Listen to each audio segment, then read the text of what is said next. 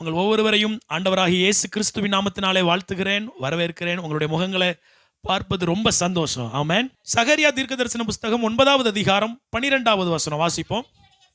நம்பிக்கையுடைய சிறைகளே, அரணுக்கு திரும்புங்கள், இரட்டிப்பான நன்மையை தருவேன், இன்றைக்கே தருவேன். வேதத்தில் வாழ்ந்த ஒரு நபர் அவருடைய வாழ்க்கையில இரட்டிப்பான நன்மையை அனுபவித்தார். அது யார் என்பதை குறித்து உங்களுக்கு சொல்லிக் கொடுக்க போகிறேன். அதை நாமும் கடைபிடித்தால் நம்முடைய வாழ்க்கையிலும் எல்லாவற்றிலும் 2 மடங்கு நன்மைகளை பெற முடியும். ஹல்லேலூயா. யாருக்கு தான் பிடிக்காது 2 மடங்கு? ஒன்று வாங்கினா ஒன்று ஃப்ரீனா ஜம்முன்னு இருக்கு. ஒரு பப்ஸ் வாங்கினால் இன்னொரு பப்ஸ் இலவசம்னா அந்த பேக்கரி அன்னைக்கு என்ன செஞ்சிருவாங்க? காலி பண்ணிடுவாங்க. சேல்ஸ் பயங்கரமாக இருக்கும். ஒரு உளுந்த வடை வாங்கினால் 2 உளுந்த வடை ஃப்ரீ என்றால் ஹோட்டலில் கூட்டம் என்ன செய்யும்? அலை மோதும். நம்முடைய லைஃப்ல ஆண்டவர் சும்மா விளையாட்டுக்காக சொல்லல, தீர்க்க தரிசனமாக சொல்லியிருக்கிறார். 2 மடங்கு நன்மைகள் உனக்கு உண்டு. அந்த நபரை குறித்து பார்ப்போம், நமக்கு தெளிவாக எல்லாம் புரியும். 1 ராஜாக்களின் புஸ்தகம் 17வது அதிகாரம் 1வது வசனம் வாசிங்க. கீலேயாத்தின் குடிகளிலே திஸ்பியனாகிய எலியா ஆகாபை நோக்கி, என் வாக்கின்படியே அன்றி இந்த வருஷங்களிலே பனியும் மழையும் பெய்யாதிருக்கும் என்று. முதலாவது எலியா ஒன்று நபரை உங்களுக்கு அறிமுகப்படுத்த விரும்புகிறேன். பைபிளில் பழந்தின்னு கொட்டை போட்டவங்களுக்கு எலியாங்கிறவர் ஒரு சாதாரண நபர். ஆனால் எல்லாருக்கும் இந்த மெசேஜ் என்ன செய்யணும்? போய் சேரணும். எலியா என்கிற நபரை குறித்து இங்கே வேதம் ஆரம்பிக்கிறது. திஸ்பியனாகிய எலியா ஒரு ராஜாவை பார்த்து சொல்கிறான், நான் பேசாம நான் ஜெபிக்காம இனி நம்ம ஊரில் மழை என்ன செய்யாது? பெய்யாது. ஏன்னா உங்க அக்கிரமம் பெருகிருச்சு, ஆண்டவர் வானத்தை அடைக்க போகிறார். உங்க ஊர்ல, அதாவது நம்ம ஊர்ல மழை இனி பெய்யாது. ஒரு ஸ்ட்ராங்கான ஒரு ஊழியக்காரராக இங்க எலியாவை பரலோகம் அறிமுகம் செய்கிறது. அவன் சொன்ன மாதிரியே ஊர்ல என்ன செய்யல? மழை இல்லை. தொடர்ந்து எலியா அப்படி பயணிக்கிறார். அவருடைய வாழ்க்கையில கர்த்தர் பெரிய பெரிய காரியங்களை செய்கிறார். இவரை மற்றவர்களுக்கு ஆசீர்வாதமாக பயன்படுத்துகிறார். இப்போ ஆண்டவர் சொல்லுகிறாரு, நீ சவால் விட்ட ராஜா கிட்ட திருப்பி போய் சவால் விடு, திருப்பி அவங்கள கூப்பிடு, மழை பெய்ய போகிறது அப்படின்னு என்ன செய்கிறார்? ஆண்டவர் சொல்லுகிறார். இப்ப மறுபடியும் எலியா பெரும் கூட்டத்தை கூட்டுகிறார், ஒரு சில காரியங்களை சொல்லுகிறார், கெட்டுப்போன ஜனங்களையும் கூப்பிடுகிறார். இப்போ வானத்தில் இருந்து அக்கினி என்ன செஞ்சிருச்சு? வந்துருச்சு. பெரிய அற்புதம் நடக்கு. ஜனங்கள் எல்லாம் மனம் திரும்பி விட்டார்கள். இப்போ கெட்ட தீர்க்கதரிசிகளை எலியா ஓட ஓட விட்டு என்ன செய்கிறாரு? வெட்டுகிறார். எல்லாரும் கவனிக்கிறீங்களா? வண்ணத்து பூச்சி அழகாக பறந்து கொண்டு இருக்கிறது. நீங்களும் சேர்ந்து பறந்து கொண்டு இருக்கிறீர்கள் அதை பார்த்து. எலியா இப்போ எல்லா தீர்க்கதரிசியை கொண்டுட்டான். இப்போ அந்த ஆகாபுடைய அந்த மனைவி, அந்த ராணி எசபேல் ஒரு பெரிய சவால் விடுகிறார். என்ன சவால்னா, நாளைக்கு இந்நேரத்துக்கு எலியாவுடைய தலையை என்ன செஞ்சிருவேன்? தூக்கிடுவேன் அப்படின்னு. உடனே இப்போ எலியா அதை கேட்ட உடனே 1 ராஜாக்கள் 19:4 வாசிப்போம். ஒரு நாள் பிரயாணம் போய் ஒரு சூறை செடிக்கு கீழே உட்கார்ந்து, நான் சாக வேண்டும் என்று கோரி, போதும் கர்த்தாவே என் ஆத்துமாவை எடுத்துக்கொள்ளும். நல்லவன் அல்ல. பாருங்க, பெரிய காரியங்களை செஞ்சவன் தான். ஆனா சூரிய செடிக்கு கீழே போய் என்ன செய்கிறான்? போதும் கர்த்தாவே என் ஆத்துமாவை எடுத்துக்கொள்ளும். நான் சாக வேண்டும், நான் சாக வேண்டும், என்னால் இதை ஏற்றுக்கொள்ள முடியல அப்படின்னு என்ன செய்கிறான்? சொல்லுகிறான். எப்பொழுதுமே நல்லா கவனிங்க, கிறிஸ்தவர்களாகிய நாம் போதும் என்று சொல்லவே கூடாது. என்ன சொல்லக்கூடாது? ஆமா பாஸ்டர், இனிமேல் கடைபிடிக்கிறேன். எங்க அம்மா ஒரு ட்ரெஸ் எடுத்து கொடுத்தா போதும் என்ன செய்ய மாட்டேன், அதை சொல்லலை. ஆவிக்குரிய வாழ்க்கையில போதும் என்று சொல்லவே கூடாது. எலியாவை மாதிரி போதும், என் லைஃப் போதும்.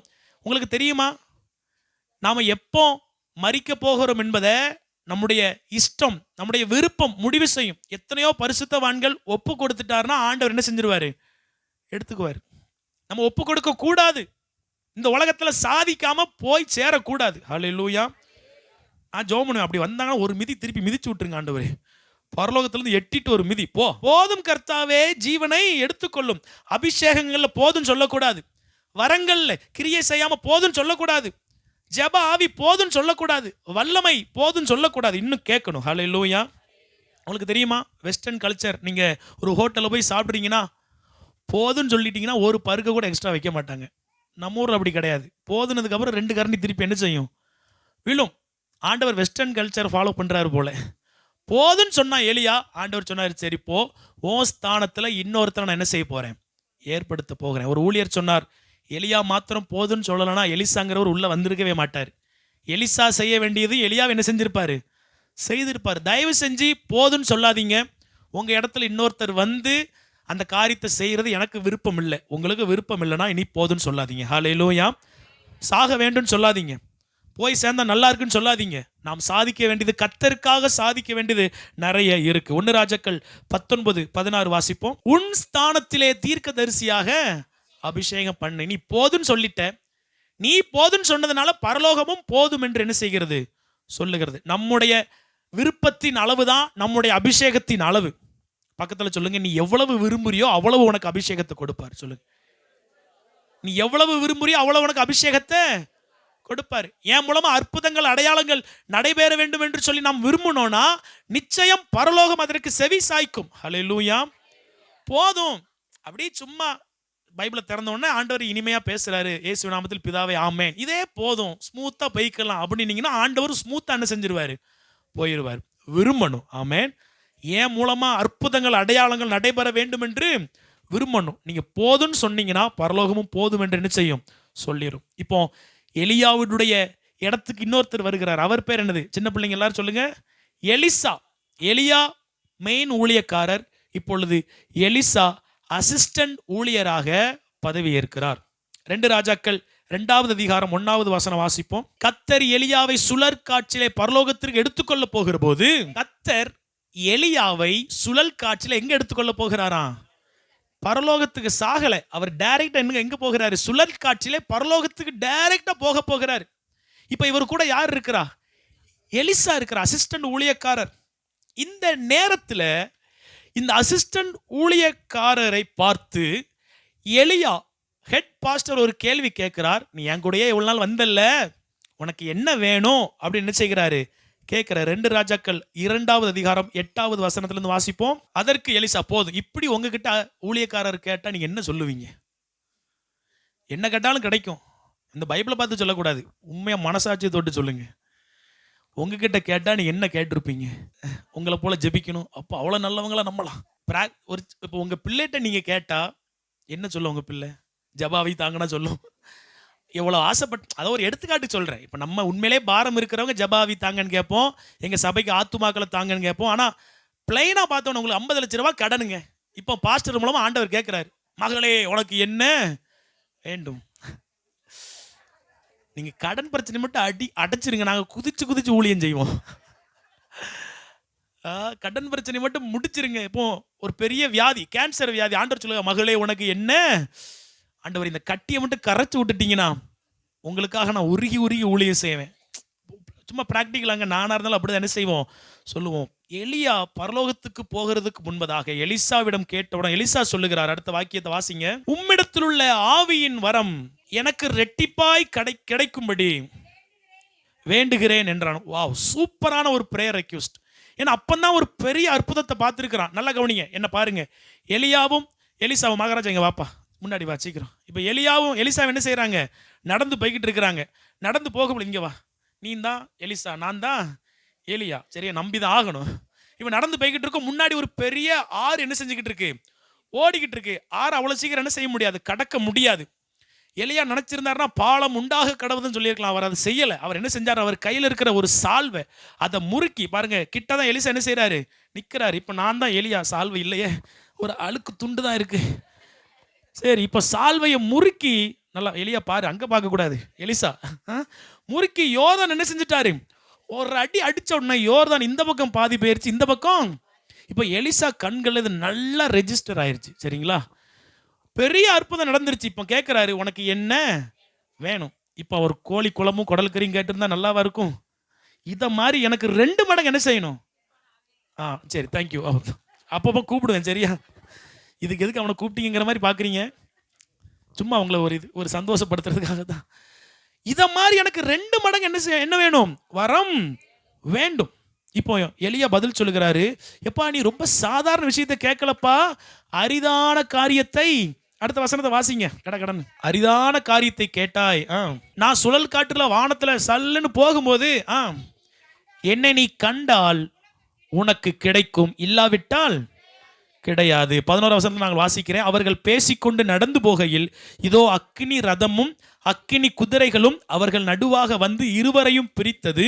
எலியா சுழல் காற்றிலே பரலோகத்திற்கு ஏறி போனான். அதை எலிசா கண்டு. நல்லா கவனிங்க, இந்த இமேஜின் பண்ணுங்க. எலியா சொல்றாரு, நான் வானத்துல போவேன், நீ என்னை பார்த்துட்டேனா உனக்கு என்ன கிடைக்கும்? என்கிட்ட இருக்கிற அற்புத அடையாளங்கள் செய்கிற வல்லமை 2 மடங்கு கிடைக்கும். இப்போ எலிசாவால பார்க்க முடிஞ்சதா? அதை கண்டு. இப்போ பார்த்துட்டானா உனக்கு கிடைக்குமா கிடைக்காதா? இப்போ உங்களுக்கு சொல்லிக் கொடுக்குற ஒரு காரியம் என்னன்னா, இவன் கண்களுக்கு அதை பார்க்க வைத்த ஒரு 3 காரியத்தை உங்களுக்கு கற்றுக் கொடுக்க போகிறேன். ஆமென். இவன் கூட ஒரு இன்னொரு டீம் வந்துச்சு. ஒரு 50 பேர் அந்த பக்கம் நின்றுட்டு இருக்காங்க. அவங்கள பத்தி திருப்பி சொல்லித்தாரேன். அவங்க கண்ணுக்கு தெரியாத ஒரு விஷயம் எலிசா கண்ணுக்கு மட்டும் தெரிந்தது எப்படி? அரிதான காரியம். கண்டா கிடைக்கும், பார்க்கலனா கிடைக்காது. இவ்வளவு ஒரு இம்ப்ரெஸான ஒரு காரியம், பியூட்டிஃபுல்லான ஒரு காரியத்தை பார்த்துட்டான்.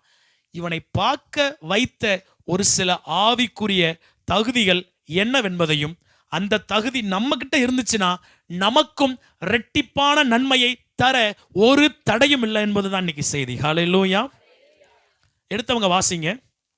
முதல் காரியம் 1 ராஜாக்கள் 19வது அதிகாரம் 19, 20, 21 சேர்ந்து வாசிப்போம். 12 ஏர் பூட்டி சேர்ந்து வாசிப்போமா? உழுத சாப்பாத்தின் குமாரனாகிய எலிசாவை கண்டான். அவன் 12ஆம் ஏரை ஓட்டி கொண்டிருந்தான். எலியா அவன் இருக்கும் இடம் மட்டும் போய் அவன் மேல் தன் சால்வையை போட்டான். சேர்ந்து வாசிப்போம். அப்பொழுது அவன் மாடுகளை விட்டு எலியாவின் பிறகே ஓடி, நான் என் தகப்பனையும் என் தாயையும் முத்தம் செய்ய உத்தரவு கொடும், அதற்கு பின் உம்மை பின்தொடர்வேன் என்றான். அதற்கு அவன், போய் திரும்பி வா, நான் உனக்கு செய்ததை நினைத்துக்கொள் என்றான். அப்பொழுது அவன் இவனை விட்டு போய் ஓர் ஏர் மாடுகளை பிடித்து அடித்து ஏரின் மரமுட்டுகளால் அவைகளின் இறைச்சியை சமைத்து ஜனங்களுக்கு கொடுத்தான். அவர்கள் சாப்பிட்ட பிற்பாடு அவன் எழுந்து எலியாவுக்கு பின் சென்று அவனுக்கு ஊழியம் செய்தான். நல்லா கவனிங்க. முதல் குவாலிட்டி, கர்த்தர் நமக்கு ரெட்டிப்பான நன்மைகளை தருவதற்கு என்ன செய்ய வேண்டும்? எலிசா செஞ்ச காரியத்தை பாருங்க. எத்தனை ஏர் பூட்டி உழுதானா? 12 ஏர். ஒரு ஏர்ல எத்தனை மாடு இருக்கும்? 2 மாடு. அப்போ மொத்தம் எத்தனை மாடு? 24 மாடு. இப்போ அன்னைக்கு மாடை வச்சு தான் ஏர் பூட்டினாங்க. இப்போ மாட்டுக்கு பதிலாக என்ன இருக்கு? டிராக்டர் இருக்கு. அப்போ ஒருத்தனுக்கு 24 டிராக்டர் இருந்தால் எவ்வளோ பெரிய பணக்காரன். ஒரு டிராக்டர் இருந்தாலே அவருக்கு பேருக்கு முன்னாடி டிராக்டர் அப்படின்னு சொல்லி அவர் பேர் என்ன செய்யும் சொல்லி கூப்பிடுவாங்க. அப்படிதானே? ஏன்னா ஒரு டிராக்டர் இருந்தாலே. நம்ம ஊரில் ஒருத்தருடைய பேர் வித்தியாசமாக சொன்னாங்க. நான் கேட்டேன், என்ன இவர் இப்படி கூப்பிடுறீங்கன்னா, ஆமாம் அவர் அந்த வண்டி வச்சிருந்தாரு, அதனால அவர் பேர் அப்படி என்ன ஆயிடுச்சு, அப்படி ஆயிடுச்சு. நான் பரவாயில்ல, ஒரு வண்டி வச்சிருந்தாலும் இவ்வளோ கனமா? எலிசாவுக்கு எத்தனை வண்டி இருந்திருக்கு, எத்தனை டிராக்டர் இருந்திருக்கு? ஒரு இமேஜின், சரிங்களா? 24 டிராக்டர். இப்போ நம்ம எலியா பாஸ்டர் நேராக போயிட்டு இருக்கும் பொழுது டிராக்டரில் உட்காந்துருக்கிற எலியா மேலே என்ன செஞ்சுட்டாரு? இந்த துண்டை போடலை. போட்டால் எலியா வந்திருக்கவே மாட்டார் ஊழியத்துக்கு. எலிசா அவர் சால்வையை என்ன செஞ்சுட்டாரு? போட்டுட்டாரு. போட்ட உடனே எலிசா ஒன்றும் சொல்லலை. வந்து, நான் போய் எங்கள் அப்பா அம்மாவை மட்டும் என்ன செஞ்சுட்டு வந்துடுறேன், முத்தம் செஞ்சுட்டு வந்துடுறேன்னு சொல்லி இவங்கிட்ட இருக்கிற அந்த மாடை அடித்து எல்லாருக்கும் விருந்து வச்சுட்டு, அதாவது அவங்ககிட்ட இருக்கிற எல்லாவற்றையும் இழந்து விட்டு எலியாவுக்கு பின்பதாக வந்து விட்டான். ஹல்லேலூயா. என்ன அர்த்தம்? நாம் இரட்டிப்பான நன்மைகளை பெறணும்னா சின்ன சின்ன தியாகங்கள் கர்த்தருக்காக பண்ண தயாராக இருக்கணும். ஆமென். உங்ககிட்ட ஆண்டவர் உன் பிள்ளையை விட்டுட்டு வந்துரு, வீடை விட்டுட்டு வந்துரு, புருஷனை விட்டுட்டு வந்துரு இப்படி கேட்க மாட்டாரு. சின்ன சின்ன தியாகங்கள். உன் நேரத்தை எனக்கு கொடுக்க தயாரா? உன்கிட்ட இருக்கிற நீ சம்பாதிச்ச பணத்துல கொஞ்சம் தேவராஜ்யத்துக்கு கொடுக்க தயாரா? உனக்கு இவ்வளவு நல்ல உடம்பு கொடுத்துருக்கிறேன், உன் உடல் உழைப்பை கர்த்தருக்கு கொடுக்க தயாரா? எனக்காக அவமானத்தை ஏற்றுக்கொள்ள தயாரா? உங்ககிட்ட இருக்கிற சில நன்மைகளை எனக்காக இழக்க தயாரா? ஹல்லேலூயா. எப்பொழுதுமே நம்ம சபைக்காக வேலை பார்க்குறவங்க, சர்ச்சுக்கு கஷ்டப்பட்டு வர்றவங்க, நேரத்தை செலவழிக்கிறவங்க, நீங்கள் வந்து 2 மணி நேரம் உட்காந்துட்டு போகிறீங்கன்னா சாதாரண விஷயம் கிடையாது. எல்லாராலையும் முடியாது. ஆனால் நீங்கள் 2 மணி நேரம் வந்து என்ன செஞ்சுட்டு போகிறீங்க? உட்காந்துட்டு போகிறீங்க. அப்போ இதெல்லாம் பார்க்கும் பொழுது ஜபத்துக்கு ஜனங்கள் ஓடி வரும்பொழுது எனக்கு கண்ணீராக வரும். ஆண்டவரே, இவங்களை நீங்கள் கனப்படுத்தி ஆகணும் ஆண்டவரே. ஹல்லேலூயா.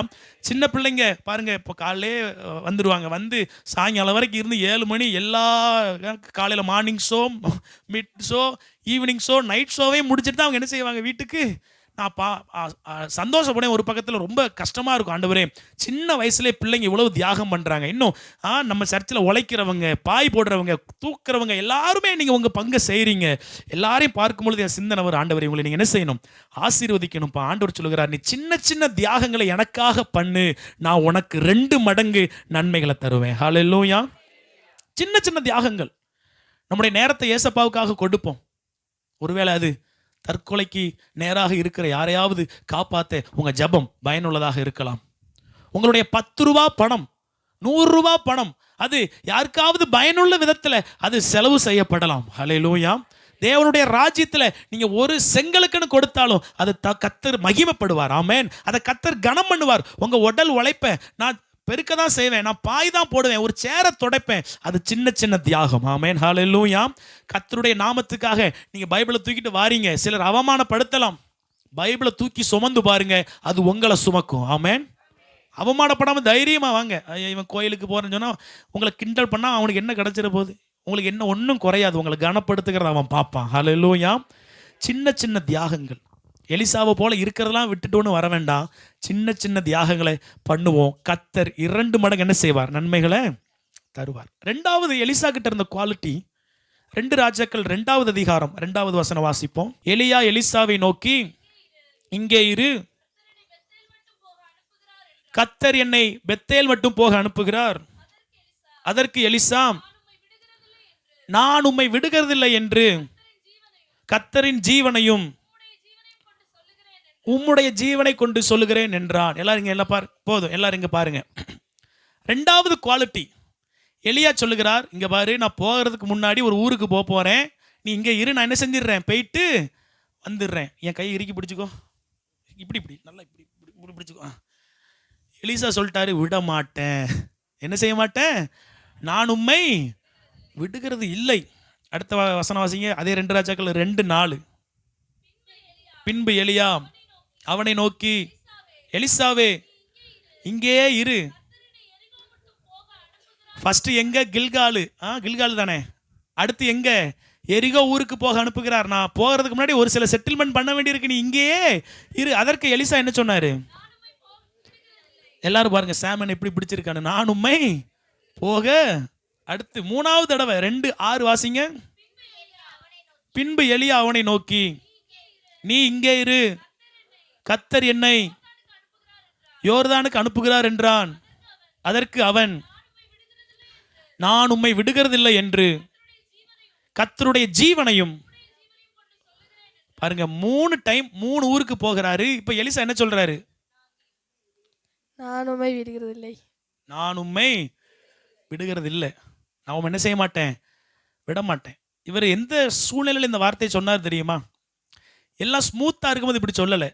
அந்த 2:3 வாசிங்க. 2 ராஜாக்கள் 2:3. அப்பொழுது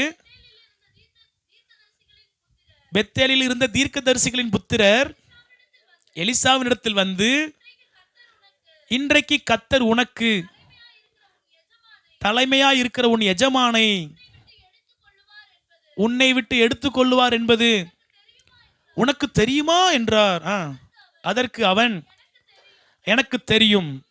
சும்மா இருங்க, நல்லா கவனிங்க. எலியா சீனியர் பாஸ்டர், எலிசா அசிஸ்டன்ட் பாஸ்டர். இவங்களுக்கு கீழே 50 உடன் ஊழியக்காரர்கள் இருக்கிறாங்க. இந்த கான்செப்டை மனசில் வச்சுக்கோங்க. எலியா யாரு? Senior pastor. எலிசா யாரு?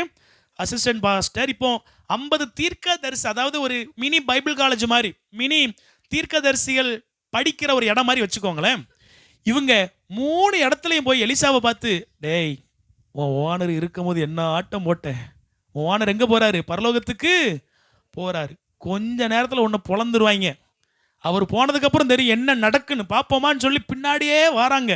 கில்காலுக்கு போனால் வராங்க, எரிகோக்கு போனால் வராங்க. அடுத்து 3வது ஊர் வாச்சிங்களே, பெத்தேலுக்கு போனாலும் வராங்க. வந்து சொல்கிறாங்க, உன் எஜமான் போக போகிறாரே, உன் எஜமான் போக போகிறாரே. எத்தனை நாளைக்கு ஆடுவே, எத்தனை நாளைக்கு பாடுவே, எத்தனை நாளைக்கு பைபிளை தூக்கிட்டு ஓடுவே, எத்தனை நாளைக்கு ஜோம் பண்ணுவே. எத்தனை எதிர்ப்புகள் வந்தாலும் எலிசா சொன்னார், நான் உம்மை விடுகிறதில்லை. ஹல்லேலூயா. எத்தனை எதிர்ப்புகள் வந்தாலும். இன்னைக்கு எத்தனையோ கிறிஸ்தவர்கள் ஒரு வியாதி வந்துட்டா பைபிளை தூக்கி எரிஞ்சிடுறாங்க. ஒரு சண்டை வந்துட்டுன்னா ஆண்டவருக்கு லீவ் விட்டுறாங்க. ஒரு பிரச்சனை வந்த உடனே, போதும் கர்த்தாவே, என் கதையை முடிச்சிடும் அப்படின்னு சொல்லிடுறாங்க. நம்ம கதையை முடிக்கணும் என்னைக்கோ முடிச்சிருக்கலாம் தாய். நம்ம கதையை முடிக்கணும்னா என்னைக்கோ முடிச்சிருக்கலாம். ஆனால் வச்சிருக்கிறாரு. ஒரு சில எதிர்ப்புகள் வந்த உடனே விட்டுறக்கூடாது. ஹல்லேலூயா. விடக்கூடாது. அற்புதங்கள் நடக்கிற வரைக்கும் கர்த்தர் என்ன செஞ்சிடக்கூடாது? விடக்கூடாது. இப்போதைக்கு விட்டுட்டு போப்பா. அற்புதங்கள் நடக்கிற வரைக்கும் கர்த்தரை விடக்கூடாது. ஏசாயா 26:3 வாசிப்போம். உம்மை உறுதியாய் பற்றி கொண்ட மனதை உடையவன் உம்மையே நம்பியிருக்கிறபடியினால். ஏசாயா 26:3. உம்மை உறுதியாய் பற்றி கொண்ட மனதை உடையவன் உம்மையே நம்பி இருக்கிறபடினால நீர் அவனை பூரண சமாதானத்தோட காத்துக்கொள்வீர். ஹல்லேலூயா. காரியம், சின்ன சின்ன தியாகங்களை பரலோக ராஜ்யத்துக்காக நம்ம பண்ணணும், பண்ணியே ஆகணும். ஆமேன். இரண்டாவது, விடாப்பிடியான ஒரு அனுபவம் இருக்கணும். ஆமேன். உடும்பு பிடிய ஆண்டவர் பிடிச்சிடணும். இந்த விஷயத்துல ஒரு அற்புதத்தை பார்க்காம நான் ஜெபத்தை என்ன செய்ய மாட்டேன், நிறுத்த மாட்டேன். இந்த விஷயத்துல ரட்சிப்பை பார்க்காம நான் ஜெபத்தை என்ன செய்ய மாட்டேன், விட மாட்டேன். ஹல்லேலூயா. அப்படி நம்ம பத்மா சிஸ்டர் விட்டுருந்தாங்கன்னா சாமுவேல் பிரதர் ரட்சிக்கப்பட்டு இருக்க மாட்டார். உண்மைதான? எனக்கு அவங்க விஷயத்து கதை பற்றி தெரியும், மற்ற ரொம்ப டீப்பாக தெரியாது, மற்ற ஃபேமிலி பற்றி. பத்மா சிஸ்டர் ஒரு நாள் ஜோமனிட்டு இருந்திருக்காங்க நைட்டு. சாமுவேல் டபார்னு, அப்போ அவங்க துன்மார்க்கமாக ஆண்டவர் ஏற்றக்கொள்ளாமல் இருந்திருக்கிறாங்க. முழிச்சு பார்த்தா சிஸ்டர் சோத்திரம் சோத்திரம் சோத்திரம் என்ன செஞ்சுட்டு இருக்காங்க. சிஸ்டர் பிரதர் என்ன நினச்சாங்க, அதில் டக்குன்னு ஒரு சைக்கிளை ஸ்டாண்டை போட்டு மேலே ஒரு கைத்தை தொங்க போட்டு, நீ இப்போ ஜோமனர் நிறுத்துறியா, தூக்கல தொங்கட்டா. நல்லவேளை பிரதர் சொன்னாங்க, நல்லவேளை அன்றைக்கி அந்த ஸ்டாண்டு கலரில் பாஸ்டர், ஒரு வேகத்தில் ஏறிட்டேன், ஸ்டாண்டு கலந்துருச்சுன்னா அன்றைக்கி நான் என்ன செஞ்சுருப்பேன், பரலோகம் பறந்து சென்று இருப்பேன்.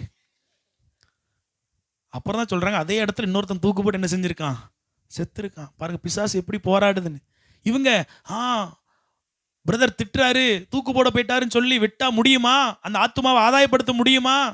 100 நாள் வேலைக்கு போய் ஜோமனு வாங்கலாம், 4-5 பேர் கூட சேர்ந்து. ஒரு நாள் பிரதரு அந்த பக்கம் போகும்போது பார்த்துட்டாங்களாம். வீட்டுக்கு போய் அன்பின் அட்டி, வேலைக்கு போச்சோன்னா கூட்டமாக சேர்ந்து ஜெபிக்கவா செய்கிறேன்னு சொல்லி அட்டி என்ன செஞ்சுருக்கிறாங்க, கம்மல் ஆசாசியாக வாங்கி கொடுத்த கம்மல்லாம் ஒரு பக்கம் தெரிச்சு போகுது. சிஸ்டர் அதை வாங்கிட்டு, போதும் கர்த்தாவே, ஒன்று இவங்களை எடுத்துக்கோன்னு சொன்னாலும் பிரச்சனை, அவரை எடுத்துக்கோன்னு சொன்னாலும், ஆனால் விடலை, ஜெபத்தை என்ன செய்யலை, விடலை. அவங்கள ஒரு எடுத்துக்காட்டு சொல்கிறேன். இப்படி நீங்களும் உங்கள் நிறைய காரியத்துக்காக ஜோமனி இருப்பீங்க, நாமளும் ஜெபம் பண்ணுறோம், விட்டுறக்கூடாது. ஹல்லேலூயா. எத்தனை எதிர்ப்புகள் வந்தாலும் கர்த்தரை உறுதியாய் பிடித்து கொள்ளணும். ஆமேன். யாக்கோபு ஆண்டவர் பிடிச்சுக்கிட்டான், நீர் என்னை ஆசீர்வதித்தால் ஒழிய நான் உண்மை என்ன செய்ய மாட்டேன், போக விட்டேன். வீடு கட்டணும்னு ஆசைப்படுறீங்களா, அதற்கு ஒரு அற்புதம் நடக்கிற வரைக்கும் ஜெபத்தை விட்டுறக்கூடாது. ஹல்லேலூயா. உங்கள் கணவர் ரட்சிக்கப்படணும்னு ஆசைப்படுறீங்களா, அதற்கு ஒரு சின்ன துளிர் வருகிற வரைக்கும் என்ன செஞ்சிடக்கூடாது, ஜெபத்தை விட்டுறக்கூடாது. முறுமுறுக்கிற கணவர் கொஞ்சம் கொஞ்சமாக மாறுவார். கொஞ்சம் கொஞ்சமாக மாறின கணவர், உங்கள் சர்ச்சில் ஆறாவது எத்தனை மணிக்கு அப்படின்னு கேட்பார். அப்புறம் என்னென்ன ஜெபம்லாம் நடக்கு, எத்தனை பேர் வருவாங்க அப்படி கேட்டாலே மனசில் வச்சுக்கணும், துளிர் என்ன செய்ய ஆரம்பிச்சிச்சு, வர ஆரம்பிச்சிருச்சு. ஆமேன். சொத்து பிரச்சனையா, நிறைய வர வேண்டியெல்லாம் ஸ்டாப் ஆகி நிற்குதா, ஜெபம் பண்ணணும். விடாப்படி என்ன செய்யணும், ஜெபம் பண்ணணும். ஹல்லேலூயா. அந்த ஆக்ஷன்ஸ் நடக்கிற வரைக்கும், உங்கள் வீட்டில் ஒரு சில துளிர் வர்ற வரைக்கும் ஜெபத்தை என்ன செஞ்சிடக்கூடாது, விட்டுறக்கூடாது. அப்படி பேச்சு கேட்கும், அந்த சொத்தை பற்றி பேசுகிறாங்க, இந்த சொத்தை பற்றி பேசுகிறாங்க, அதுதான் துளிர். ஹல்லேலூயா. இன்னும் நிறைய எக்ஸாம்பிள் கொடுக்கலாம். விடாப்பிடியான அனுபவம் எலிசாக்கு இருந்ததுனாலே இரட்டிப்பான நன்மைகளை பெற்றுக்கொண்டான். ஹல்லேலூயா. 3வது காரியம், 2 ராஜாக்கள் 2வது அதிகாரம் 14வது வசனம் வாசிப்போம். எலியாவின் மேல் இருந்த சால்வையை பிடித்து, எலியாவின் தேவனாகிய கர்த்தர் எங்கே என்று சொல்லி தண்ணீரை அடித்தான். தண்ணீரை அடித்தவுடனே அது இரு பக்கமாய் பிரிந்ததினால், நல்லா கவனிங்க, என்ன நல்லா கவனிங்க. இப்போ சீனியர் பாஸ்டரும் அசிஸ்டன்ட் பாஸ்டரும் போயிட்டு இருந்தாங்க, முன்னாடி குறுக்க என்ன இருந்துச்சு, யோர்தான் நதி. இப்போ சால்வை வச்சு யோர்தான் என்ன செஞ்சாச்சு, அடிச்சாச்சு. யோர்தான் 2ஆ பிரிஞ்சாச்சு. இப்போ இதை அங்கே ஒரு 50 பேர் என்ன செஞ்சுக்கிட்டு இருக்காங்க, தலைவர் போனோடனே இவரை கொமைச்சு தள்ளிடுவோன்னு சொல்லி ஒரு குரூப் என்ன செஞ்சுக்கிட்டு இருக்கு, வெயிட் பண்ணிக்கிட்டு இருக்கு. நம்ம ஊரில் காத்துக்கிட்டு இருக்காங்களா, சிலர் அப்படி தான் காத்துக்கிட்டு இருப்பாங்க. எவ்வளோ நாள் ஆடுவேன், எவ்வளோ நாள் சோத்திரம் சோத்திரம் சோத்திரம் சோத்திரம்னு சொல்லுவேன், பார்க்க தானே போகிறேன்னு சொல்லி ஒரு குரூப் என்ன செய்யுது, காத்துக்கிட்டு இருக்கு. இப்போ அப்படி தான் வெயிட் பண்ணுறாங்க. எலியா திடீர்னு என்ன செஞ்சுட்டாரு, போயிட்டாரு, சால்வை விழுந்துருச்சு, அவரை பார்த்துட்டாரு, சால்வை இப்போ எலிசா கையில் என்ன செஞ்சிருச்சு, கிடச்சிருச்சு. இப்போ 50 பேர் அங்கே வெயிட் பண்ணுறாங்க. குறுக்க என்ன இருக்கு, யோர்தான் இருக்கு. இவர் இப்போ இங்கேருந்து போனா தான் இவனுக்கு ஒரு மதிப்பு, இல்லைன்னா இங்கேயே நிற்க வேண்டியதான். நல்லா கவனிங்க. சில நேரத்தில் ஆண்டவர் உங்களை தனிமைப்படுத்துவார், உங்கள் விசுவாசத்தை பிராக்டிஸ் பண்ணக்கூடிய சூழ்நிலை வரும். உங்கள் மூலமாக உங்கள் ஜெபம் கேட்கப்பட்டால் மட்டும்தான் உங்களை ஃபேமிலியில் மதிப்பாங்க அப்படிங்கிற சூழ்நிலை வரும். உங்கள் மூலமாக ஏதாவது அற்புதம் நடந்தால் தான் உங்கள் ஃபேமிலியில் கனம் உண்டாகுங்கிற சூழ்நிலைக்கு கொண்டு போய் ஆண்டவர் திணிப்பார். ஏன்னா அப்பந்தான் உங்களுக்குள்ளே இருக்கிறவர் யாருங்கிறது தெரியும். ஹல்லேலூயா. இப்போ வேற வழியே இல்லை, யோர்தானை 2ஆ பிளந்தே ஆகணும். இப்போ எலிசா தன்னுடைய அற்புதத்தை, தன்னுடைய வரத்தை பிராக்டிஸ் பண்ணுறான். ஹல்லேலூயா. எலியா செஞ்சதை பார்த்துருக்கான். எப்படி செஞ்சாரு? சால்வைய முறுக்கு, அவர் லெஃப்ட்ல முறுக்குனாரா எப்படியோ அப்படி என்ன செஞ்சுட்டான், முறுக்கிட்டான். இப்போ எலியா செஞ்ச மாதிரியே இப்படி தானடா ஓங்கிட்டான், இப்படி தானடா ஓங்கி ஒரே அடி. எலியாவின் தேவன் எங்கே அடிச்சொன்ன யோர்தான் 2 என்ன செஞ்சிருச்சு, பிளந்துருச்சு. ஆமென். இன்னைக்கு நம்ம கேட்குறோமா, பேதுருவின் நிழல் பட்டு சுகமானாங்களே, அந்த பேதுருவின் தேவன் எங்கே? மரித்த லாசருவை கல்லறையிலிருந்து வெளியே வர வச்சாரே, அந்த இயேசு எங்கே? அப்படி நம்ம கேட்போம். ஹல்லேலூயா. நம்முடைய விசுவாசத்தை பிராக்டிஸ் பண்ணுவோம். ஆமென் சொல்லுங்க. எலிசாவை போல செயல்படுத்துவோம். ஆண்டவர்கிட்ட ஆர்வமா கேட்போம். 1 கொரிந்தியர் 12வது அதிகாரம் 8வது வசனத்திலிருந்து ஆவிக்குரிய வரங்களை பத்தி போட்டிருக்கு. ஞானம், அறிவு, விசுவாசம், குணமாக்கும் வரம், அற்புதங்களை செய்யும் சக்தி, தீர்க்க தரிசனம், ஆவிகளை பகுத்தறிதல், அந்நிய பாஷை, வியாக்கியானம், இந்த 9 வரங்களும் எனக்கு உண்டே, அந்த தேவன் எங்கே என்று சொல்லி பிராக்டிஸ் பண்ணுவோம். ஹல்லேலூயா. கேட்டா ஆண்டவர் நிச்சயம் கொடுப்பாருங்க. எலிசா கேட்டா 2 மடங்கு என்ன செஞ்சாரு, கொடுத்தாரு. 9 வரங்களையும் நம்ம கேட்க போறோம். ஹல்லேலூயா. ஏசப்பா எனக்கு இந்த வரங்களை கொடுங்கப்பா. ஏசப்பா எனக்கு என்ன வரத்தை கொடுத்துருக்கீங்க, நல்லா கவனிங்க. ஒரு வரங்கள் கூட இல்லாத ஒரு கிறிஸ்தவனும் இந்த பூமியில் இல்லை. மினிமம் ஒரு கிறிஸ்தவனுக்கு ஒரு வரத்தையாவது ஆண்டவர் கொடுத்திருப்பாரு. வேட்டை சொல்ற நினைக்காதீங்க, உண்மையிலே அது சின்ன பிள்ளையோ பெரியாளோ ரட்சிக்கப்பட்டவங்களுக்கு நிச்சயம் மினிமம் ஒரு வரம் கொடுக்கப்பட்டு இருக்கும். அதை கண்டுபிடிச்சு அதை பிராக்டிஸ் பண்ணணும். ஹல்லேலூயா. உங்களுக்கு குணமாக்கும் வரங்களை கொடுத்துருக்கிறாரா? யாருக்காவது ஜோமுன்னா குணமாகுதா? அப்போ உங்க தெரிஞ்சவங்களுக்கெல்லாம் கால் பண்ணுங்க, உன் பிரச்சனை என்னன்னு கேளுங்க. உனக்காக நான் ஜோமுன்றேன்னு சொல்லி ஃபோன்லேயே ஜோம் பண்ணுங்க, நேரில் சொல்லுங்க. கையை வைக்க பயப்படாதீங்க. இன்னைக்கு சில பாஸ்டர்ஸே பேயை பார்த்து 2 அடி தள்ளி நிற்காங்க. போ பிசாசே, போ பிசாசே, தலையில தைரியமா கையை வச்சு இயேசு நாமத்தில் வெளியே போ அப்படின்னு செய்யணும், சொல்லணும். ஹல்லேலூயா. வியாதியா இருக்காங்களா? ஃபோன் போட்டு வாண்டடா ஃபோன் போடுங்க, விசாரிங்க. உனக்காக ஜோமுன்றேன்னு சொல்லி உங்க விசுவாசத்தை என்ன பண்ணுங்க, பிராக்டிஸ் பண்ணணும். ஆமென். முதல் நாள்லேயே அவர் குதிச்சு ஓடிடுவார்னு சொல்ல மாட்டேன். Practice your faith. ஆமென். எலிசா தனக்கு கிடைச்ச வரத்தை ப்ராக்டிஸ் பண்ணான். ஆமென். முதல் காரியம் சின்ன சின்ன விஷயங்களை தியாகம் பண்ண தயாராக இருக்கணும். 2வது காரியம் விடாப்பிடியான ஒரு அனுபவம் இருக்கணும். 3வது காரியம் ப்ராக்டிஸ் யுவர் ஃபெய்த். ஆமென். ஆண்டவர் உங்களுக்கு தீர்க்க தரிசனமாக ஒரு காரியத்தை வெளிப்படுத்துகிறாரா? சொப்பனத்தில் இப்போ நீங்கள் ஒரு எக்ஸாம்பிள், வீடு கட்ட வேண்டும் என்று சொல்லி ஆசைப்படுறீங்க. இப்போ சொப்பனத்தில் ஆண்டவர் சொல்லிட்டார், உனக்கு நான் ஒரு வீட்டை என்ன செய்வேன், கட்டி கொடுப்பேன். அதை தைரியமாக யார்ட்டையாவது சொல்ல துணிச்சல் இருக்கா உங்களுக்கு? உங்கள் ஹஸ்பண்ட்டை சொல்ல முடியுமா? பிள்ளைகிட்ட சொல்ல முடியுமா? பாருங்கள், ஒரு போதகருக்கு ஆண்டவர் ப்ளூ கலரில் ஒரு காரை காண்பித்திருக்கிறார். ஒரு BMW கார். என்ன கார்? BM. அது சாதாரண கார் இல்லை, கிட்டத்தட்ட 80 லட்சம் ரூபாய் மதிப்பு. ப்ளூ கலரில் இந்த சைஸில் உனக்கு நான் ஒரு காரை தரப்போகிறேன்னு ஆண்டவர் என்ன செஞ்சுருக்கிறார், ஜெபம் பண்ணும் போது சொல்லியிருக்கிறார். இவங்க லைஃபு ஒரு சின்ன தகரடப்பா கார் வாங்குறதுக்கே வழி இல்லை. ஆனால் ஆண்டவர் சொன்ன கார் என்னது? BMW car. இப்போ ஒய்ஃபை கூப்பிட்டு இவர் ஃபெய்த்தை ப்ராக்டிஸ் பண்ணுறாரு. ஆண்டவர் வெளிப்படுத்தின தீர்க்க தரிசனத்தை சொல்கிறார். இந்த பாருமா, எனக்கு ஆண்டவர் இப்படி ஒரு காரை தரப்போறாரு. பிள்ளைகளை கூப்பிட்றாரு, இந்த பாரு ஆண்டவர் நமக்கு இப்படி ஒரு காரை. அவருடைய விசுவாசத்தை, அவருடைய ஃபெய்த்தை, அவருடைய நம்பிக்கையை ப்ராக்டிஸ் பண்ணுகிறாரு. அதை சொல்லும் பொழுது ஒய்ஃப் என்ன நினச்சிருக்கும் சொல்லுங்கள்? ஒய்ஃப் என்ன நினச்சிருக்கும்? அட பைத்தியக்காரன், ஜோமணி உனக்கு என்ன ஆயிடுச்சு, பைத்தியம் பிடிச்சிருச்சு. இது நாங்கள் ஊழியர் மீட்டிங் போயிருந்தப்போ ஊழியக்காரர் அவர் நேரில் சொன்ன சாட்சி. பின்னாடி இருந்த அந்த பாஸ்டரமா முன்னாடி கூப்பிட்டு ஸ்டேஜில் ஏற்றிட்டார். இந்த சாட்சி அப்படி சொல்ல வைக்கிறார். அந்த அம்மாவே சொல்லுது, ஜோமனும் போது எங்கள் ஹஸ்பண்ட் சொன்னாங்க, எனக்கு சிரிப்பாக வந்துச்சு. வீட்டில் உடஞ்சி போன ஒரு டைல்ஸை மாற்ற வழியில் ஒரு BMW கார் வாங்க போகிறாராம்ல. வீட்டில் கிழிஞ்சு போன ஒரு இதை மாற்ற முடியல, ஒரு மெத்தை விரிப்பை மாற்ற வழியில் BMW வாங்க போகிறாராம்ல அப்படின்னு சொல்லி சிரிச்சிருக்கிறாங்க. கொஞ்ச நாள் வந்தது ஒரு நபர் லைஃப் ஃபுல்லாக இன்சூரன்ஸை போட்டு, ஏன்னா காருடைய மதிப்பு கூட இன்சூரன்ஸும் கூடும். நீங்கள் ஒரு வண்டி வாங்கினீங்கன்னா அதற்கு வருஷம் இன்சூரன்ஸ் கட்டணும். இவர் சாகிற வரைக்கும் எத்தனை தடவை சர்வீஸ் கொண்டு போனாலும் ஃப்ரீ தான், எத்தனை தடவை ஆக்சிடென்ட் ஆனாலும் ஃப்ரீயாக மாற்றி கொடுத்துருவாங்க, எத்தனை சர்வீஸ் பண்ணாலும் எவ்வளவு வேலை பார்த்தாலும் ஃப்ரீ. லைஃப் டைம் இன்சூரன்ஸை போட்டு 80 லட்ச ரூபாய் காரை இலவசமாக வாங்கி கொடுத்துட்டு போயிட்டார் ஒருத்தர். ஹல்லேலூயா. உங்கள் விசுவாசத்தை ப்ராக்டிஸ் பண்ணுறீங்களா? ஊழியக்காரர் மூலமாக ஆண்டவர் ஏதாவது பேசுனா அதை ப்ராக்டிஸ் பண்ணணும். ஆமென். எனக்கு ஆண்டவர் வெளிப்படுத்துறத சொல்லுவேன், நான் தைரியமாக சொல்லுவேன். உங்கள் வீட்டில் கூடி சீக்கிரம் பால் காய்ப்பு நடக்கும், ரிப்பன் நான் தான் வெட்டுவேன்னு சொல்லுவேன். ஆமாம், இவருக்கு ஒரு வேலைன்னு சொல்லிடக்கூடாது. ப்ராக்டிஸ் ஒரு ஃபெய்த். பாஸ்டர் இப்படி சொன்னார் ஆண்டவரே, பாஸ்டர் மூலமாக நீங்கள் பேசினபடியா நன்றி. உங்களுக்கு தெரிஞ்சவங்க கூட சொல்லணும், கூடி சீக்கிரம் நாங்கள் வீடு கட்ட போகிறோம். ஆமென். கூடி சீக்கிரம் வீடு கட்ட போகிறோம். ஆமென். ஹல்லேலூயா. பாஸ்டர் மூலமா ஆண்டவர் சொல்லுவாரு, உன் கணவர் ரட்சிக்கப்பட போகிறாரு. வாய்ப்பில்லை பாஸ்டர், அப்படி சொல்லிடக்கூடாது.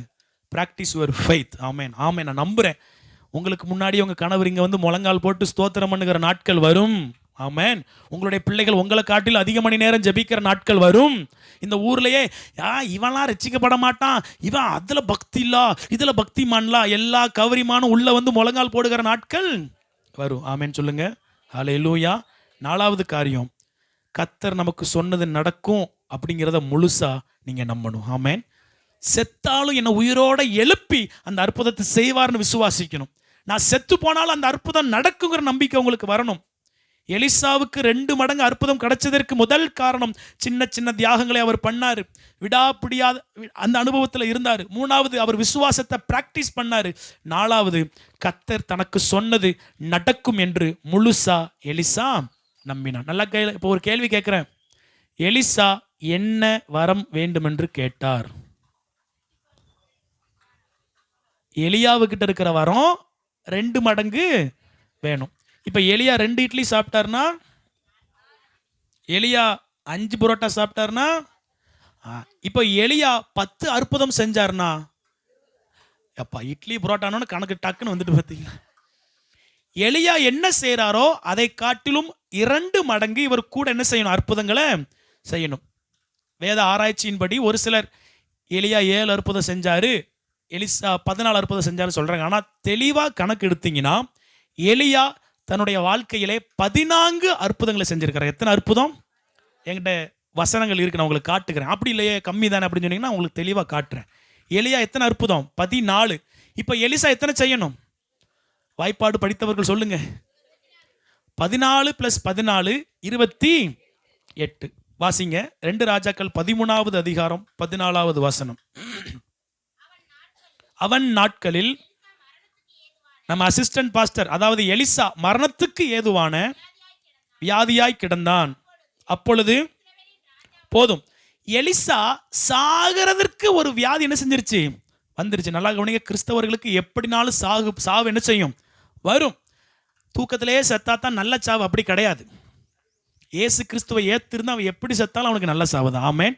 தற்கொலையை தவிர ஒரு நபர் கிறிஸ்துவை ஏற்றுக்கொண்டு மரித்தார் என்றால் அது நல்ல சாவு தான். ஹல்லேலூயா.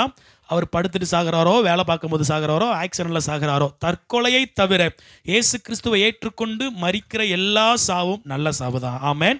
எலிசாவுக்கு ஒரு வியாதி, ஊழியக்காரர் தானே, அவருக்கே சுகம் கொடுக்க முடியலையா? எல்லாரும் ஒரு நாள் சாக தான் செய்யணும், சரிங்களா? எலிசாவுக்கு மரணத்துக்கு ஏதுவான ஒரு வியாதி. இப்போ அவன் எத்தனை அற்புதம் தெரியுமா செஞ்சிருக்கிறான்? நீங்க எண்ணி பார்த்தீங்கன்னா 27 தான் செஞ்சிருக்கிறான். எத்தனை அற்புதம்? 27. ஐயோ, ஆண்டவர் 2 மடங்கு தருவேன்னு சொன்னாரே, தராம போயிட்டாரே, என்ன இது 2 மடங்கு கிடைக்கலையா அப்படி நீங்க கேட்டீங்கன்னா 2 ராஜாக்கள் 13வது அதிகாரம் 20வது வசனம் வாசிப்போம். எலிசா மரணம் அடைந்தான், அவனை அடக்கம் பண்ணிட்டாங்க. ஆனா எத்தனை அற்புதம் தான் நடந்திருக்கு? 27 தான். ஆனா எத்தனை நடக்கணும்? கணக்கு தெரிஞ்சவங்க சொல்லுங்க தாய்மார்களே. இன்னும் 1 நடக்கணும். பப்ஸ் வாசனை வருதா? அதை வேற கொண்டு வந்து நடு இதில் வச்சுட்டாங்க. எனக்கு வரைக்கும் வருது, நீங்களாம் பாவம். ஊழியக்காரன் எனக்கே டெம்டேஷனாக இருக்குது. உழைக்கிற வர்க்கம் பசியோடு வந்திருப்பீங்க, உங்களுக்கு எப்படி இருக்கும்? 27 தான் நடந்திருக்கு. மரணம் அடைஞ்சிட்டான். மரணம் அடைஞ்சு எத்தனை நாள் ஆச்சு? வாசிங்க. அடக்கம் பண்ணினார்கள். மறு வருஷத்துல அடக்கம் பண்ணி 1 வருஷம் ஆச்சு. இப்போ உள்ள என்ன இருக்கும்? குழியில வெறும் எலும்புதாமா இருக்கும். ஆனா நடக்கிறத பாருங்க. 2 ராஜாக்கள் 2வது அதிகாரம் 2 ராஜாக்கள் 13வது அதிகாரம் 21வது வசனம் வாசிங்க. அடுத்த வசனம். அப்பொழுது அவர்கள் ஒரு டெட் பாடியை கொண்டு போகும்போது ஒரு எதிரி வந்துட்டாங்க. திடீர்னு ஒரு குரூப் வந்துருச்சு. பதறி போய், ஐயோ இந்த டெட் பாடி நம்ம சுமந்துட்டு நின்னோன்னா டெட் பாடியா நம்ம ஆயிடுவோம், இவனை போட்டுட்டு துண்டகானு துணியகானு ஓடிடுவோன்னு பக்கத்தில் அவசரத்தில் இருந்த கல்லறைக்குள்ள என்ன செஞ்சுட்டாங்க? டபாரும் டெட் பாடியை தூக்கி போட்டுட்டாங்க. அந்த மனுஷனின் பிரேதம் அதிலே விழுந்து 1 வருஷம் பழமையாய் போன 28வது அற்புதத்திற்காக துடித்து கொண்டிருக்கிற அந்த எலும்புகளின் மேல் பட்டு அந்த மனுஷன் உயிரடைந்து தன் கால்களை ஊன்றி எழுந்திருந்தான். ஹல்லேலூயா. கர்த்தர் எனக்கு சொன்னதை நிச்சயம் நிறைவேற்றுவார். நான் செத்து எலும்பா போனால் அது நடக்கும். ஹல்லேலூயா. நான் செத்து எலும்பா போனால் அது நடக்கும். உங்க விசுவாசம் உங்க தலைமுறையினுடைய தலையெழுத்தையா மாத்திரும். ஆமென் சொல்லுங்க. உங்க பிள்ளைகளுக்கு எதை கற்றுக் கொடுக்கணும் இல்லையோ, இயேசு நல்லவர்னு கற்றுக் கொடுத்துட்டு போயிருங்க.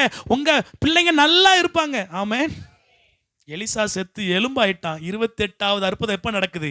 எலும்புல பட்டு அற்புதம் நடக்குதுங்க. ஆமென். நம்முடைய ஆண்டவர் உண்மை உள்ளவருங்க. ஹல்லேலூயா. உங்க லைஃப்ல ரெட்டிப்பா நடக்கணுமா? காரியம், சின்ன சின்ன தியாகங்களை ராஜ்யத்திற்காக பண்ணுங்க. 2வது காரியம், விடாப்பிடியா ஏசப்பாவை பிடிச்சுக்கோங்க. அற்புதத்தை பார்க்குற வரைக்கும் விட்டுறாதீங்க. 3வது காரியம், உங்க விசுவாசத்தை பிராக்டிஸ் பண்ணுங்க. ஆண்டவர் பேசினாரா 4 பேர்கிட்ட சொல்லுங்க, இப்படி பேசியிருக்கிறாரு, எனக்கு நடக்கும், எனக்கு நடக்கும், நான் கூடிய சீக்கிரம் நடக்க போகுது, என் பிள்ளை இப்படி இருக்க போகுது, நான் இப்படி இருக்க போகிறேன், இப்படிலாம் நீங்கள் சொல்லணும், ப்ராக்டிஸ் பண்ணணும். 4வது, கர்த்தர் நமக்கு சொன்னது நடக்கும் என்று முழுசா நம்பணும். ஹல்லேலூயா. செத்தால் அது நிறைவேறும். ஆமென். பக்கத்தில் சொல்லுங்க, நீ செத்தால் அது நிறைவேறும். சொல்லுங்க, நீ செத்தால் அது நிறைவேறும். ஆமென். ஹல்லேலூயா. எலிசா வாழ்க்கையிலே கர்த்தர் 2 மடங்கு செய்தார். நம்ம விரும்புவோம், நம்ம வாழ்க்கையில செய்வார். ஆமென். ஒட்டனத்தம் ரசிக்கப்படுமா? படும். அதை பார்க்கணும், ப்ராக்டிஸ் பண்ணணும். எங்க பாஸ்டருக்கு தரிசனம் கொடுத்திருக்கிறாரு, எங்களுக்கு தரிசனம் கொடுத்திருக்கிறாரு, எங்க கண்ணு அதை பார்க்குன்னு சொல்லி ஜெபம் பண்ணணும். ஹல்லேலூயா. அது என் பிள்ளைங்கள வாழ்க்கையில நடக்கும், நான் உயிரோடு இருக்கும்போது அது வாய்ப்பே இல்லை அப்படி சொல்லிடக்கூடாது. அப்புறம் உண்மையாவே அப்படி போயிடும். போதும் என்று சொல்லிவிடக்கூடாது, நடக்கும் என்று சொல்லணும். ஆமென். எல்லார் கண்களை மூடுவோம். எல்லார் கண்களை மூடி கேட்ட வார்த்தைகளின்படி நம்ம எல்லாரும் ஜெபிக்க போகிறோம். நம்முடைய விசுவாசத்தை ஆண்டவர் தட்டி எழுப்பி இருக்கிறார். கர்த்தருடைய ராஜ்யத்திற்காக சின்ன சின்ன தியாகங்களை செய்ய நான் தயார். ஆண்டவர் எல்லாரும் ஜெபம். ஆண்டவர் நான் அர்ப்பணிக்கிறேன். அப்பா, என் பணத்தை இழக்க தயார், என் சரீர உழைப்பை இழக்க தயார். எனக்காக உயிரை கொடுத்த ஏசப்பாவுக்கு இது கூட செய்யலாம் என்ன ஆண்டவரே? சின்ன சின்ன காரியங்கள், சின்ன சின்ன தியாகங்கள் தான்ப்பா. நீங்கள் என்கிட்ட பெருசாக எதையுமே கேட்கல, சின்ன சின்ன காரியங்கள். 24 மணி நேரத்தில் 1 மணி நேரம் ஜெபிக்க மாட்டியா? கொஞ்ச நேரம் பைபிளை வாசிக்க மாட்டியா? 2 பேருக்கு என்ன குறித்து நீ சொல்ல மாட்டியா? சின்ன சின்ன தியாகங்களை நான் பண்ணுவதற்கு நான் அர்ப்பணிக்கிறேன் ஆண்டவரே. ஹல்லேலூயா. ஸ்தோத்திரம், ஸ்தோத்திரம் ஆண்டவரே, ஸ்தோத்திரம் ஆண்டவரே. அப்பா, நீங்க என் வாழ்க்கையில் அற்புதங்களை செய்கிற வரைக்கும் யாக்கோபை போல உங்களை உறுதியாக பிடிச்சிக்குவேன் ஆண்டவரே. அப்போ எனக்கு கர்த்தர் கொடுத்த வார்த்தையை நான் செயல்படுத்தி பார்ப்பேன் ஆண்டவரே. எனக்குள்ள என்ன வரம் இருக்குது என்பதை கண்டறிந்து நான் செயல்படுத்துவேன் ஆண்டவரே. ஒருவேளை தீர்க்க தரிசன வரம் இருக்குன்னா ஆண்டவரே, நான் அதை ப்ராக்டிஸ் பண்ணுவேன், அதை நான் மற்றவங்களுக்கு பிரயோஜனமாக பயன்படுத்துவேன் ஆண்டவரே. அப்பா, எனக்கு நீங்கள் சொன்னதை நிறைவேற்ற வல்லவராய் இருக்கிறீர் என்பதை ஆண்டவரே நான் முழு நிச்சயமாக நம்புவேன். நான் மரித்து எலும்பாக சென்றாலும் என் மூலமாய் நடக்க வேண்டியது என் மூலமாகத்தான் நடக்கும் ஆண்டவரே. ஹல்லேலூயா, ஹல்லேலூயா, ஹல்லேலூயா. அற்புதமான கர்த்தருடைய வார்த்தைகளுக்காக எல்லாரும் கரங்களை தட்டி இயேசுவை ஸ்தோத்திரம் பண்ணுவோம். ஹல்லேலூயா. ஓ ரிபப ஹதுட ரபப ஷந்தல ரிபிலி ரிபியாந்துல ரபடரபா. எங்களுக்கு ஆவியின் வரம் 2 மடங்கா வேணும் ஆண்டவரே. எங்களுக்கு ஆவியின் வரம் 2 மடங்காக வேணும் ஆண்டவரே. ஹல்லேலூயா, ஹல்லேலூயா, ஹல்லேலூயா. ஸ்தோத்திரம் ஆண்டவரே, ஸ்தோத்திரம் ஆண்டவரே, ஸ்தோத்திரம் ஆண்டவரே, ஸ்தோத்திரம் ஆண்டவரே. அப்பா, என்னை முழுவதும் அர்ப்பணித்தேனையா, உயிரோடு இருக்கும் நாளெல்லாம் உமக்கு சொந்தமையா. அப்பா, என்னை முழுவதும் அர்ப்பணித்தேனையா, நான் உயிரோடு இருக்கும் நாளெல்லாம் உமக்கு சொந்தமையா. அர்ப்பணித்தேன், நான் அர்ப்பணித்தேன், அர்ப்பணித்தேன், நான் அர்ப்பணித்தேன், என் ஆவி ஆத்ம சரீரம் அர்ப்பணித்தேன், என் ஆவி ஆத்ம சரீரம் அர்ப்பணித்தேன். அப்பா, என்னை முழுவதும் அர்ப்பணித்தேனையா, உயிரோடு இருக்கும் நாளெல்லாம் உமக்கு சொந்தமையா. கடைசியாக ஒரு விசை, அப்பா, என்னை முழுவதும் அர்ப்பணித்தேனையா, உயிரோடு இருக்கும் நாளெல்லாம் உமக்கு சொந்தமையா. நல்ல தகப்பனே, உம்மை நாங்கள் துதிக்கிறோம். நாங்கள் கேட்ட சத்தியத்தின்படியே எங்கள் வாழ்க்கையில் 2 மடங்கு இரட்டிப்பான நன்மையை கர்த்தர் நீங்கள் தரப்போகிறபடியால் என்று செலுத்துகிறோம். ஒவ்வொருவரையும் பிதா, குமாரன், பரிசுத்தாவி நாமத்தில் மனதார ஆசீர்வதிக்கிறேன். எல்லோரும் இரட்டிப்பான நன்மைகளை பெற்றுக்கொள்ளட்டும். இயேசு கிறிஸ்துவின் நாமத்தில் ஜெபம் கேட்ட ஜீவனுள்ள நல்ல பிதாவே, ஆமென், ஆமென். என் ஆத்துமாவே கர்த்தரை ஸ்தோத்தரி, என் முழு உள்ளமே அவருடைய பரிசுத்த நாமத்தை ஸ்தோத்தரி. என் ஆத்துமாவே கர்த்தரை ஸ்தோத்தரி, கர்த்தர் செய்த சகல உபகாரங்களை மறவாதே. ஆமென் ஆமென். நம்முடைய கர்த்தராகிய இயேசு கிறிஸ்துவினுடைய கிருபையும் பிதாவாகிய தேவனுடைய அன்பும் பரிசுத்த ஆவியானவருடைய ஐக்கியமும் இன்றும் என்றும் சகல நாட்களில் விசேஷமாக நம்முடைய ஆவிக்குரிய வரங்கள் இரட்டிப்பாய் கிடைக்கிற வரைக்கும் நமக்கு உண்டாயிருப்பதாக. ஆமென் ஆமென். அல்லேலூயா அல்லேலூயா அல்லேலூயா. God bless you. கர்த்தர் உங்களை ஆசீர்வதிப்பார்.